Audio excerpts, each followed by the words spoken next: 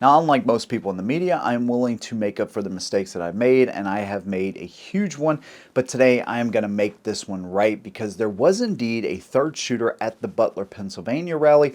It may not be what you're thinking though. This is actually shedding light on another hero that was at the rally. This being the very first story like this I've ever covered on my channel, first of all, I want to say thanks to all current subscribers, people that have been with me for a long time, and new ones that are open to this type of content. And we're going to keep this thing going, not just with this story, but others for sure. But one thing I want to say is that, you know, as I'm gathering information for this videos, I knew there was going to be some in the media that just kind of buried this. They've done it quicker than what I thought. But either way, making sure that I grab news and sources from people that are more on top of this, because there's a lot of whistleblowers, there's a lot of things going on. Somebody mentioned Dan Bongino, and thank you. I forget who that was, but thank you so much for doing that. You know, that's just part of the learning process here.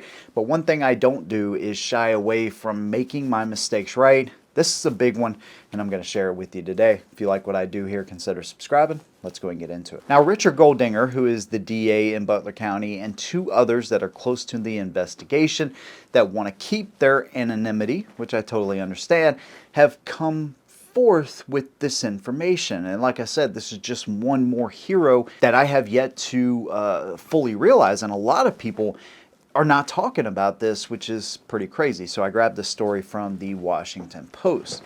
Now, this third shooter was 110 yards away from Crooks. Now, I want to grab two clips and play these for you, and let me know what you think about them, because after watching this thing so many times, again, it's kind of, I cannot believe I missed it. Check this out. Take a look at what happened.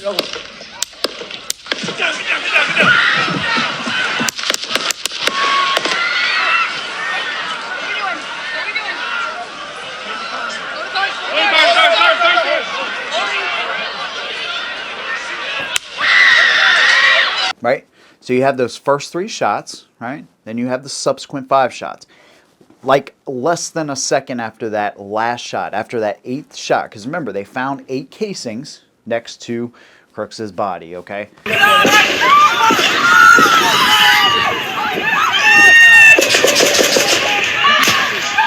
But less than a second after that 8th and final shot from Crooks, there was another shot right there. Sounds a little bit muffled, right?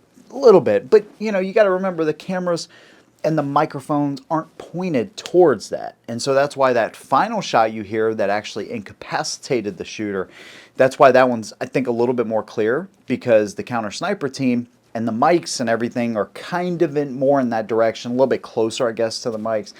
But either way, when I listened to it, I was like, holy crap, that's the 9th shot, and then the 10th one is the one that incapacitated him. Now, when we look at this other video, that gives more of a definitive timeline of what Crooks was actually doing and how that shot affected him. I was under the impression, because when you look at that video, he kind of turned his rifle towards the crowd. I was under the impression that he did that prior to taking his shots, but indeed he did not. He was actually setting up to take more shots. Now, this local officer, he was actually working a barn that was to the north of where the stage was. And so if we look at that in relation to counter sniper team north, he was somewhere in that area on the ground. He left the barn, and that's when he saw and obviously heard the shots go off. He saw the muzzle flash from Crooks's rifle, okay? And so that's when a rally goer who wanted to, again, or a rally worker, I'm sorry, wanted to protect their anonymity, they said they saw this officer, and they were surprised because he wasn't freaking out, he wasn't running, he wasn't ducking, and then he took that shot. Now, the reason this officer is a hero, I mean, to be quite honest with you, is because when he took the shot, Crooks had a clear reaction to it. And that's what people were saying whenever you watch this second video. You can see him turn towards the crowd, and then he has to reposition himself. Otherwise, assuming, right, that he had a standard capacity mag, he would at least got off 10 more shots potentially that could have taken more lives. Okay, remember now, there was 8 shots fired, 1 man killed, who was Corey, and then 2 others, David Dutch and James Copenhaver, that were critically injured, and of course, Trump shot in the ear. So, this officer forced Crooks. Now, whether he hit him or not, I have not found any information to support that, but all it took was that shot to kind of freak Crooks out a little bit, of course. And, this is one of the things we talk about with gun-free zones, right? Because if you go into a gun-free zone, you understand that there's not going to be resistance for a while. And that's why a lot of these cowards like to target schools and places like that, because they know, I don't really have a whole lot to worry about. But when shots are coming back at you, that's a little bit different story. And that one shot really did a lot to potentially save quite a few lives for sure. Now, when I watched this video, obviously Trump was the target, of course. I was kind of surprised that he did not, and I'm thankful he did not take shots at the crowd there, because he would have stayed kind of behind that slope. But that slope was maybe just enough to kind of keep him down. Fortunately, he did not take shots at anybody else in the crowd. That was, about 100 feet or so from that AGR building where he was. And so when he repositions, again, that counter sniper took the shot, and that is the one that's confirmed to have taken Crooks out. Again, apologies that I missed this, and that's something I do not intend on happening again. But if I miss something or I make a mistake, you best believe that I will come on here and make sure that I correct it, because that's what you do no matter what you're doing. No matter if I'm reviewing a gun, a motorcycle, or covering an important story like this, you gotta correct mistakes when those things happen, and that's something I will always do. Now, there's a lot of rumors circling around the Trump assassination attempt, but one rumor you can absolutely believe is that I'm giving away a 2025 Indian Scout Bobber.